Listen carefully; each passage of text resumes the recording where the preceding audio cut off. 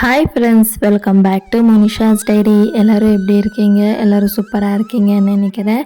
இன்றைக்கி விலாகில் என்னோட random one day morning routine தான் உங்கள் கூட ஷேர் பண்ணிக்க போகிறேன். அண்ட் ஒரு ஹெல்தி அண்ட் ப்ரோட்டீன் ரிச்சான பிரேக்ஃபாஸ்ட் ரெசிபியும் ஷேர் பண்ணிக்க போகிறேன். ஸோ வீடியோ ஃபுல்லாக பார்த்துட்டு எப்படி இருக்குன்னு கமெண்ட்ஸில் சொல்லுங்கள். அண்ட் வீடியோ பிடிச்ச ஒரு லைக் போட்டுட்டு மறக்காமல் சேனலை சப்ஸ்கிரைப் பண்ணிவிட்டு பக்கத்தில் இருக்கிற பெல் ஐக்கானில் ஆல்னு செலக்ட் பண்ணி வச்சுக்கோங்க. அப்போ தான் நான் போடுற வீடியோஸ் எல்லாமே உங்களுக்கு மிஸ் ஆகாமல் நோட்டிஃபிகேஷனில் வரும். ஸோ வாங்க இப்போ விலாகை ஸ்டார்ட் பண்ணலாமா? டியூஸ்டே மார்னிங் எடுத்த விலாக் தான் இது. அன்றைக்கி கொஞ்சம் சீக்கிரமாக எழுந்திரிச்சேன். சீக்கிரமானா ஒரு 5-6 மணியெல்லாம் நினைக்காதீங்க. எந்திரிச்சதே 7 மணி தான். யூஸ்வலாக நான் ஒரு 8-8:30 போல் தான் எழுந்திருப்பேன். ஏன்னா தூங்குறது லேட்டு, மிட் நைட்லலாம் முழிப்போம் இல்லையா, அதனால கொஞ்சம் ரிலாக்ஸாக தான் எழுந்திருப்பேன். அன்றைக்கி ஒரு 7 o'clock எழுந்திரிச்சதுனால சரி ஹஸ்பண்டுக்கும் செகண்ட் ஷிஃப்ட் அவர் இங்கே இருக்கும்போதே எல்லா வேலையும் முடிச்சிட்டோன்னா அதுக்கப்புறமா நமக்கு கொஞ்சம் ஃப்ரீ டைம் கிடைக்கும்னு சொல்லி தான் எந்திரிச்சு ரூமை விட்டு வெளியே வந்தனோ இல்லையோ என் பின்னாடியே பாப்பாவும் எந்திரிச்சு வந்துட்டா, கூடவே தம்பியும் முழிச்சுக்கிட்டா. இன்றைக்கி வேலை செஞ்ச மாதிரி தான் சொல்லி நினச்சிட்டு ஒர்க் ஸ்டார்ட் பண்ணிட்டேன். ஹஸ்பண்டும் காலையில் எந்திரிச்ச உடனே வீட்டில் தண்ணி கேனும் காலியாக இருந்துச்சு அண்ட் பாலும் வாங்கிட்டு வரணும். இங்கே பக்கத்தில் டைரி ஒரு 8:30 எல்லாமே க்ளோஸ் பண்ணிவிடுவாங்க. அதனால் ஃபஸ்ட் அவர் போய் தண்ணி கேனும் பாலும் வாங்கிட்டு வந்துட்டாங்க. பிரேக்ஃபாஸ்ட் ரெசிபி ஷேர் பண்ணுறேன்னு சொன்னேன் இல்லையா, அடைக்கு தான் ஊற போட்டிருந்தேன். நான் எப்படி செய்வேன்றது தான் விலாகில் ஷேர் பண்ணியிருக்கேன். ஸோ வீடியோ தொடர்ந்து பாருங்கள், உங்களுக்கு டீட்டெயிலாக எக்ஸ்பிளைன் பண்ணுறேன். ஸோ ஃபஸ்ட்டு நைட்டு காய்ச்சி இந்த பாலில் ஆடை எடுத்துட்டு இப்போ யூஸ் பண்ணிக்கிறதுக்கு பால் ஸ்டவ் மேலே வச்சுட்டேன். இப்போ வாங்கிட்டு வந்த பாலை தண்ணி ஆட் பண்ணாமல் நல்லா கொஞ்சம் ஒரு 10 நிமிஷத்துக்கு காய வச்சுட்டு அதை ஃப்ரிட்ஜில் ஸ்டோர் பண்ணிவிடுவேன். ஈவினிங் போல் நல்லா ஆடை கட்டியிருக்கும், அதை எடுத்து வச்சுட்டு ஈவினிங் அந்த பாலை யூஸ் பண்ணிப்பேன். அப்படி பண்ணுறதுனால ஒரு 15 டேஸ்லேயே ஒரு டப்பா ஃபுல்லாக நான் ஆடை கலெக்ட் பண்ணியிருக்கேன். இதுக்கு முன்னாடி எப்படி எடுக்கிறதுன்னு தெரியாமல் ஒரு பாக்ஸ் ஆடை கலெக்ட் பண்ணுறதுக்கே 1 month கிட்ட எடுத்துப்பேன். நீங்கள் ஏதாவது ட்ரிக் ஃபாலோ பண்ணுவீங்கன்னா அதுவும் என் கூட கமெண்ட்ஸில் ஷேர் பண்ணிக்கோங்க, எனக்கு ரொம்பவே யூஸ்ஃபுல்லாக இருக்கும். இப்போ பிரேக்ஃபாஸ்ட் ரெசிபி பார்க்கலாமா?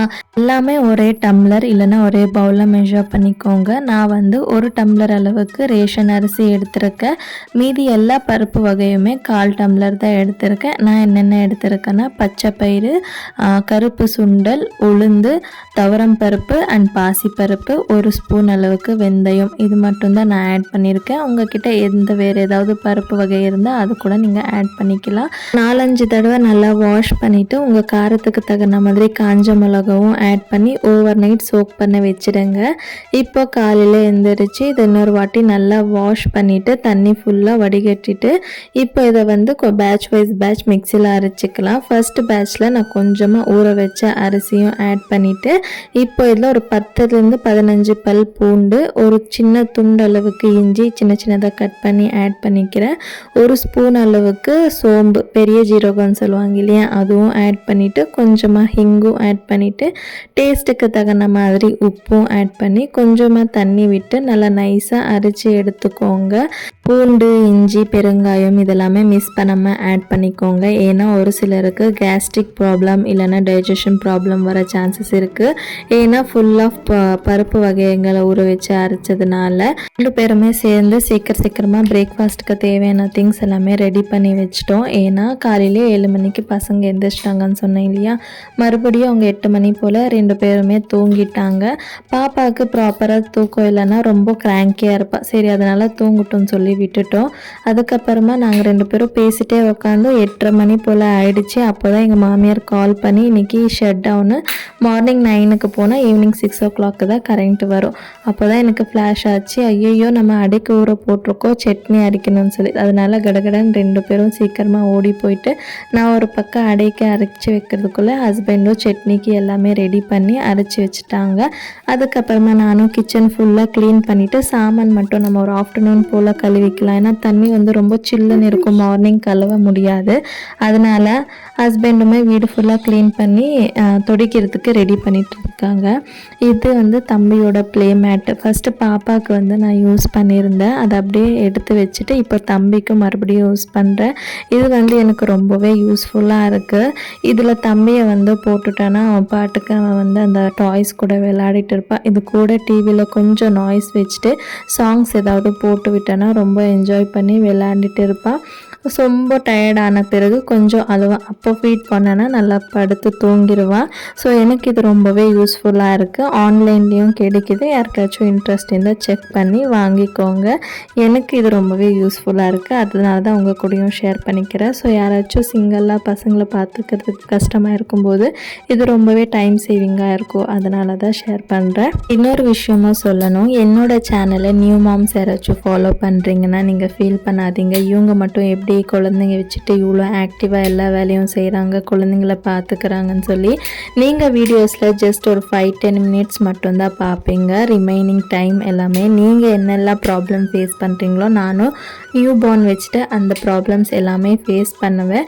நான் வீடியோஸில் ஜஸ்ட் ஹாப்பி மூமெண்ட்ஸ் மட்டும்தான் உங்கள் கூட ஷேர் பண்ணிக்கணும்னு சொல்லி நான் ஷேர் பண்ணிப்பேன்.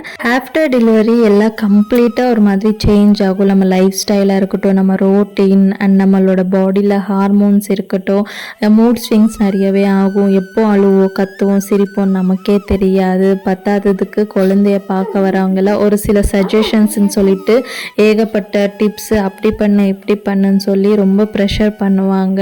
பத்தாததுக்கு குழந்தைங்களும் எப்போ தூங்குவாங்க, ப்ராப்பராக பால் குடிக்க மாட்டாங்க, நைட்டெல்லாம் சரியாக தூங்க மாட்டாங்க, அதுவும் ஹேண்டில் பண்ணணும். ஸோ இதெல்லாம் தான் வந்து போஸ்ட்மார்ட்டம் டிப்ரெஷன்னு சொல்லி ஒரு விஷயத்த சொல்லுவாங்க. இதை ஹேண்டில் பண்ணுறதுக்கு மெயினாக 2 விஷயம் இருக்குது. ஒன்று வந்து நாம் இதை எப்படி ஹேண்டில் பண்ணுறோன்றது ஒரு விஷயம். இன்னொன்று வந்து நம்ம கூட இருக்கிறவங்க எப்படி நமக்கு சப்போர்ட்டிவாக இருக்கிறாங்க, அதை நம்ம எப்படி ஹேண்டில் பண்ண வைக்கிறாங்கன்றது, இந்த 2 விஷயமே ரொம்ப ரொம்ப இம்பார்ட்டண்ட். எனக்கு ஃபர்ஸ்ட் பேபிக்கு இந்த மாதிரி ப்ராப்ளம்ஸ் எல்லாம் நிறையவே ஃபேஸ் பண்ணிவிட்டு இதை எப்படி ஹேண்டில் பண்ணணும்னு தெரியாது. அதுலேருந்து எப்படி வெளியே வரணும்னு எனக்கு தெரியாது. மிட் நைட்லலாம் எந்திரிச்சு உக்காந்து அழுதுகிட்டு உக்காந்துருப்பேன். ஸோ செகண்ட் பேபிக்கு ஒரு மாதிரி மைண்டும் சரி, என்ன நானே நல்லா ப்ரிப்பேர் பண்ணிவிட்டேன். இந்த மாதிரியெல்லாம் இருக்கவே கூடாது, கம்ப்ளீட்டாக நம்ம ஈஸியாக வந்து ஹேண்டில் பண்ணணும்னு சொல்லிட்டு. இப்போது எனக்கு மூட் ஸ்விங்ஸ் வரும் ரீசனே இல்லாமல். ஃபஸ்ட்டு நான் என்கிட்ட பலியாட் ஆகிறது வந்து என் ஹஸ்பண்ட் தான். மோஸ்ட் ஆஃப் த வீட்டில் வந்து இதுதான் நடக்கும். கண்டிப்பாக அவங்களும் இதை புரிஞ்சுக்கிட்டு அதை எப்படி அவங்க எடுத்துப்பாங்கன்றது முக்கியமான ஒரு விஷயம். என் ஹஸ்பண்டும் நான் ரீசனே இல்லாமல் கத்துனேன்னா ரிட்டன் அவங்க என்கிட்ட கத்த மாட்டாங்க. நான் எப்படி காம் பண்ணுறது, இல்லைன்னா அந்த டாபிக் வந்து அவங்க சேஞ்ச் பண்ணி பேசுகிறதா இருக்கட்டும், இதுலேருந்து நானுமே கொஞ்சம் டைவர்ட் ஆகி வெளியே ஈஸியாக வந்துடுவேன். ஸோ கண்டிப்பாக ஹஸ்பண்ட்ஸ் யாராச்சும் என் வீடியோ பார்க்குறீங்கன்னா, உங்கள் ஒய்ஃப்ஸ் யாராச்சும் ப்ரெக்னெண்ட்டாக இருக்காங்க, இல்லை நியூ மாமனா, கண்டிப்பாக அவங்களோட மூட் ஸ்விங்ஸை புரிஞ்சுக்கிட்டு நீங்கள் ரிட்டன் கத்தாதீங்க. ஸோ 2 பேருமே சேர்ந்து கத்துனீங்கன்னா சண்டே தான் ஆகும், வேறு எந்த ஒரு சேஞ்சஸுமே ஆகாது. தேவையில்லாத ஸ்ட்ரெஸ் தான் வரும். நாம் இதை எப்படி ஹேண்டில் பண்ணுறோன்னு ஒரு விஷயமும் இருக்குது. நான் எப்படி ஹேண்டில் பண்ணுவேன்னா, டே ஸ்டார்ட் ஆகும்போதே மார்னிங்கே இன்றைக்கி இந்த ஒர்க் எல்லாமே பண்ணி முடிக்கணும்னு சொல்லி நினைப்பேன். பட் எனக்கு நானே ஸ்ட்ரெஸ் பண்ணிக்க மாட்டேன். இந்த டைமுக்குள்ளே முடிக்கணும், இன்றைக்கி கம்பல்சரி இதை முடிச்சே ஆகணும்னு சொல்லி ஸ்ட்ரெஸ் பண்ணிக்க மாட்டேன். ஏன்னா குழந்தையோட ரோட்டீனை சுற்றி தான் நம்மளோட டேயும் அந்த ரோட்டீனும் ரொட்டேட் ஆகும் இல்லையா. அவங்க தூங்கும்போது நம்ம டக்கு டக்குன்னு எல்லா ஒர்க்கும் பண்ணணும், அவங்க எந்திரிக்கும் போது அவங்கள பார்த்துக்கணும், அவங்க கூட டைம் ஸ்பெண்ட் பண்ணணும் இல்லையா. அதனால் முடிஞ்ச அளவுக்கு நான் என்னென்ன பண்ணணும்னு சொல்லி பிளான் பண்ணிப்பேன். இந்த டைம்குள்ளவே இந்த இதுக்குள்ளவே பண்ணணும்னு சொல்லி ஸ்ட்ரெஸ் பண்ணிக்க மாட்டேன். ஜஸ்ட் கோ வித் த ஃப்ளோன்ற மாதிரி தான் நான் போவேன். இன்றைக்கி பண்ண முடியலையா, ஓகே நாளைக்கு பண்ணிக்கலாம். இப்போது காலையிலே பண்ண வேண்டிய ஒரு ஒர்க்கு காலையில் பண்ண முடியலன்னா ஈவினிங் கூட நான் பண்ணி முடிச்சுப்பேன். இந்த மாதிரி பண்ணுறதுனால எனக்கு வந்து அவ்வளோவா டென்ஷன் இருக்காது. நான் அதை வந்து ஃப்ரீயாக ஹேண்டில் பண்ணுறதுனால இந்த போஸ்ட்மார்ட்டம் டிப்ரெஷன்ன்றது நான் வந்து ஈஸியாகவே ஹேண்டில் பண்ணுறேன்னு நினைக்கிறேன். எனக்கு இது சூப்பராக ஒர்க் அவுட் ஆகுது. நீங்களும் ட்ரை பண்ணி பாருங்கள், உங்களுக்கு ஒர்க் அவுட் ஆகும்னு நான் நினைக்கிறேன். வீடியோட எண்டுக்குமே வந்தாச்சு. ஸோ இன்றைக்கி வீடியோ யாராச்சும் ஒருத்தருக்கு 2 பேருக்காச்சும் யூஸ்ஃபுல்லாக இருக்கும்னு நான் நினைக்கிறேன். ஸோ இன்னொரு வீடியோவில் பார்க்குறேன் ஃப்ரெண்ட்ஸ். பாய்.